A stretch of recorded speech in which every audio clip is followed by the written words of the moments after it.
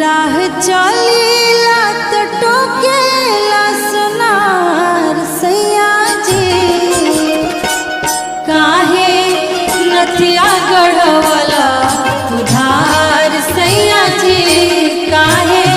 नथिया गढ़वला उधार सैया जी राह